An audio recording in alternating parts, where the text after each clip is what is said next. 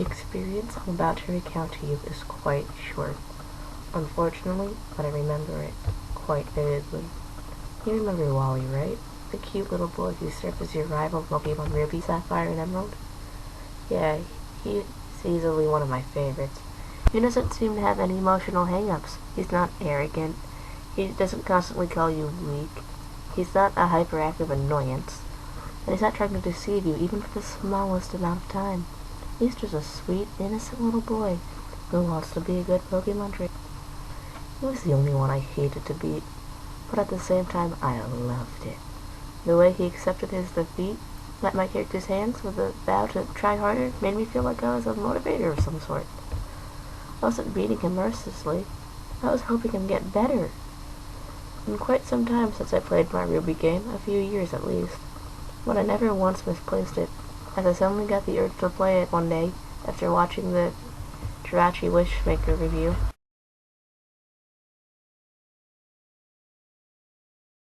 Movie. I found it neatly tucked away in my sock drawer, in the exact same corner in which I had left it. It wasn't even dusty.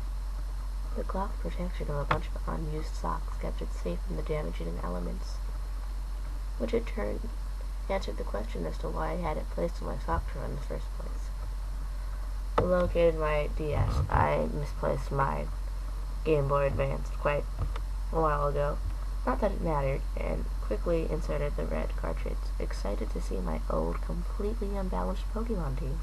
I selected my save file, and saw that I had saved right in front of the Pokemon League, which was a good considering I planned to challenge them straight away.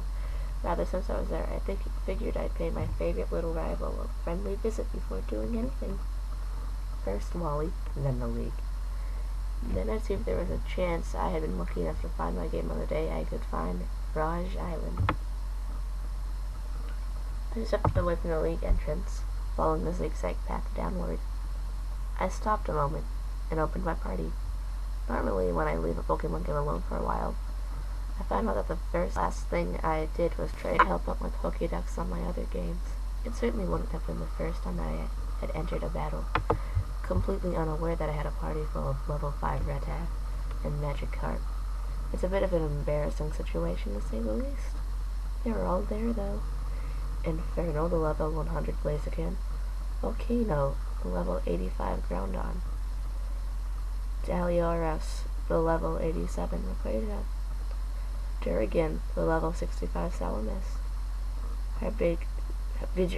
Bigger, the level 55 Epsil. Vengeance, the level 33 Bannet. As I said, painfully unbalanced. But they were all there, just as I had left them. I was relieved, actually. That meant that Ruby was the game I hadn't abused the Pal Park with. It must have been Emerald. That's not really important, though. I'm getting off track. My party was there, so I didn't have to waste a few minutes to go back up the League to switch out my dinky little underlevel Pokemon for something a little better. So I began my little trek to see Wally once more. As I entered the cave, he was standing there waiting for me already. I couldn't remember if that was what he was supposed to do or not. As I said, it's been quite a long time since I've so much as thought about this game. But I was excited to talk to him either way, whether I felt a little guilty for beating him or not. I really loved seeing him. I approached him and pressed A to talk. But rather than have him say something in greeting before challenging me to battle, the trainer spotted theme played for a second or two before the screen flickered, signifying a battle had started. But just as quickly as the screen faded to black, it faded back from normal cave scene once more, only Wally was no longer there. I shrugged it off, thinking that years actually had put a little wear on the game's inner workings, now that I'm actually techno-savvy enough to really know how that works. I started to walk away, thinking I'd try to see if this glitch continued in the Pokemon League. If it did, I was out of a game. I'd either have to reset one or get a new one. Either option would kill me. Inferno was the best Pokemon I'd ever had. Though before I could take a single step, turning around, the Pokédex rang. I didn't think it could function properly in caves and the like, but since I was kind of close to the exit in open air, I suppose it made sense for it to work. Wally. Come to Paddleberg. I'm not entirely sure how to explain it, but with little hiccup my game just had with the battle scene at the base. That I'm almost positive the small bit of dialogue wasn't scripted. I just felt uneasy. Nonetheless, I got out of the cave and selected Daliros to fly to the Petalburg city. When I got there, I could definitely tell something was off. The whole area looked foggy and all the colors looked as if they had been washed out, leaving the normally cheery little town looking rather dismal. Even the music was different. Just slightly, though. The tempo had been noticeably slowed, further adding to the incredibly dreary effect. I explored the area a little, going in the few buildings surrounding Pokemon Center, just to see what else had changed. For one thing, no one was around. The area was completely devoid of all NPCs. It didn't take me long to figure out where they were. I walked up to Wally's parents' house, to find 7 NPC sprites lining the path to the door. 2 columns with 3, one standing to the west side of the door. All of them wore black, and my uneasy feeling only grew. Curiously, I spoke to each of them. None of them seemed happy. This shouldn't have happened. I thought he was doing so well. He had beaten it.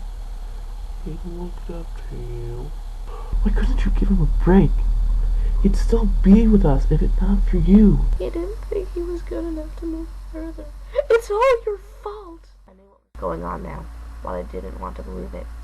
But as I walked into the house, I was forced to. A couple more NPCs dotted the small room. As a small black coffin rested in the middle of the area, Wally was dead. I spoke to the other NPCs. Most only repeated, "It's all your fault." But one, which I believe was his mother, explained things a little better to me. The damp cave air aggravated his condition.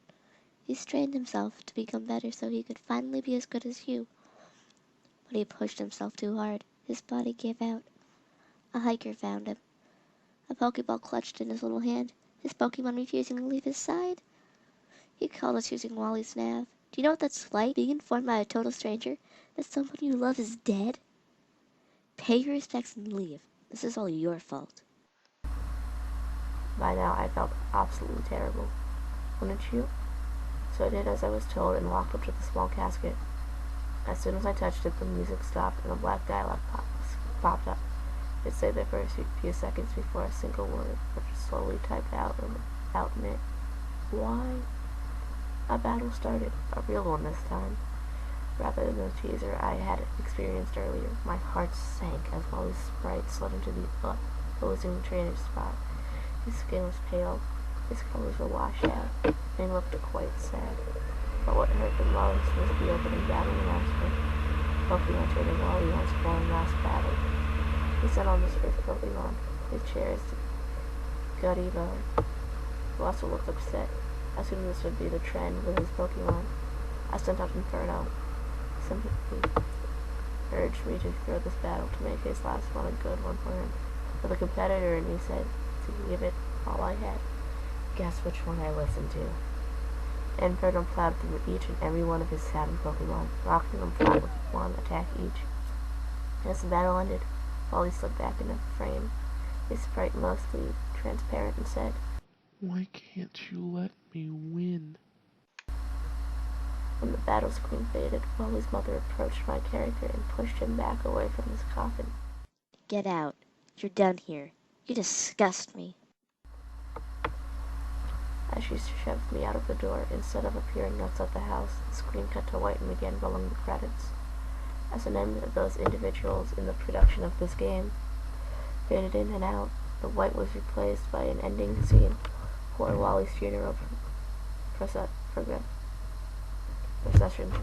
NPC sprites slowly prepared through Petalburg, a tiny casket at the center of the crowd. My eyes watered as I slowly left through the right exit of the city.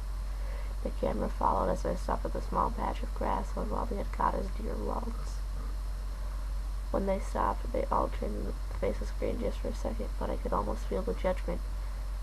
As they turned back to the casket, the screen faded to white, and Wally's sprite faded in. Beneath it were the little words, "In loving memory."